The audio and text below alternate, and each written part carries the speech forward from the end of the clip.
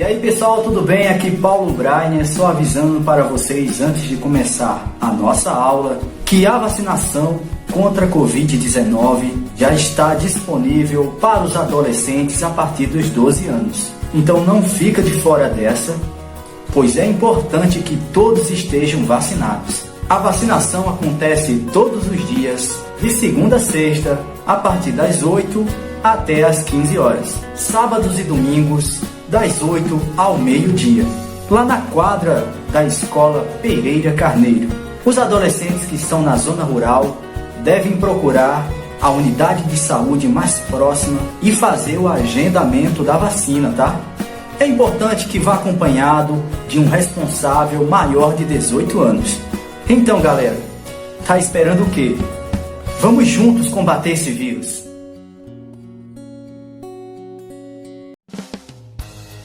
Atenção, porque vai começar a aula de inglês. Boa tarde, pessoal. Espero que todos estejam bem. Hoje vamos para a nossa aula de recuperação, para aqueles que precisaram realizar a recuperação, que vão realizar, na verdade. Aqui é uma aula bem sucinta, bem simples, para que vocês possam relembrar algumas coisas para fazer a avaliação de vocês, tá?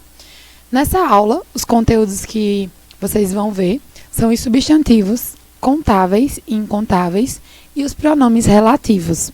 São dois assuntos que nós iremos ver. Primeiro, vamos começar com os substantivos. Nós temos os contables, que são os primeiros, que são os contáveis, e ao lado, uncountable, que são os incontáveis. Então, nós vamos ver um pouquinho de cada um dos dois. Vamos relembrar, na verdade, porque vocês já viram bastante isso. Contáveis, como a gente já sabe, são os que podem contar. Incontáveis são aqueles que não se podem contar. Tem algumas palavras que são um pouco confusas, né? Porque a gente acha que pode contar, mas na verdade não. Mas vamos dar aquela relembrada aqui hoje. Primeiro eu quero começar com os incontáveis. Então, como eu já havia dito, eles não podem ser contabilizados através de números e a regra geral são que eles vão ser usados apenas no singular, tá bom? Então, aqui ao lado, nós temos algumas imagens, né? Por exemplo, leite, mel, chá, amor.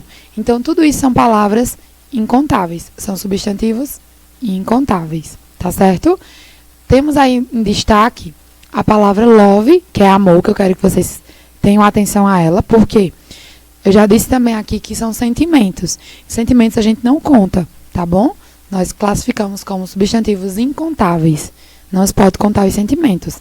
Amor, raiva, tristeza, alegria, dor, nós não contamos, tá certo? E aqui embaixo, nós temos, por exemplo, a palavra eletricidade, que a gente também não conta. Arroz, que em inglês fala rice, também é incontável, porque geralmente a maioria dos grãos, eles são incontáveis, tá certo? E tem aí também water, que é água. Também é incontável. Então, no geral, os líquidos, eles são incontáveis, tá certo? Então, quando você fala de chá, refrigerante, água, suco, tudo isso é incontável. E os grãos, por exemplo, o arroz, né?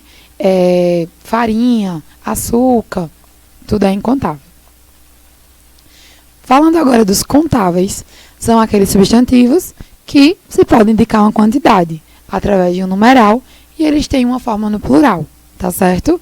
Então, quando eu digo assim, eu tenho 2 cachorros, ela tem 2 cachorros, há 3 televisões na minha casa, né? Ela comeu 10 morangos. Então, quando a gente vai falar de frutas, as frutas específicas, assim, ó, como tem um exemplo aí, laranja, morango, limão, são contáveis, porque a gente pode contar, né, quantas frutas tem ali. Quando eu falo de cachorros, são animais, a gente pode contar quantos cachorros tem. Televisões, tá certo? Nós podemos contar. Se eu digo, eu tenho 2 irmãos, então eu também posso contar, é um substantivo contável, tá certo, pessoal? Então é basicamente isso, eu quero que vocês lembrem de aquela leve relembrada, se tenham esquecido, desse conteúdo. Aqui é só alguns exemplos, para que fiquem mais claros para vocês. Quando nós falamos, de contáveis, eu já disse para vocês, né? Tem aí A xícara não é o café, tá? É a xícara, que em inglês nós falamos cup, C-U-P. É uma xícara, ela é contável. A xícara sim, mas o que tem dentro dela, que seria o café, por exemplo, ou o chá, é incontável, tá? Do outro lado aí nós temos fruta. A palavra fruta em si, ela é incontável, mas as frutas separadas, maçã, banana, laranja, uva, é contável, tá? Dinheiro. Eu disse a vocês, o dinheiro eu conto, o dinheiro que você tem você conta, mas a palavra dinheiro, não. A palavra dinheiro em si, nós não contamos, é incontável, tá certo? Então, sobre esse assunto era isso que eu gostaria que vocês dessem aquela relembrada. E por fim, o nosso último conteúdo são os pronomes relativos, que em inglês nós falamos relative ou relative pronouns, que são pronomes relativos, né? O que são esses pronomes relativos, só para que a gente possa lembrar, são aqueles que eles vão dar uma auxiliada na nossa frase, né? Dar uma ligação, faz uma ligação na nossa frase, para que a gente possa entender o que está se referindo a quem, ou algum objeto, algum animal, alguma coisa, tá certo? Vou mostrar os exemplos para vocês para que fique mais claro. Vamos começar com esse primeiro pronome, que é o pronome who. Então, veja, esse pronome, ele é usado para falar de pessoas. Ele vai ter como significado que, quem ou qual. Então, lembra que eu disse a vocês que os pronomes relativos são aqueles que vão nos auxiliar, né, um tipo de pronome, a entender do que a gente está falando. Então, quando eu digo assim, a professora que chegou cedo na escola estava carregando muitos livros. A professora que. Então, meu pronome relativo, ele vai fazer uma associação à pessoa que eu falei. Estou falando de quem na frase? A professora.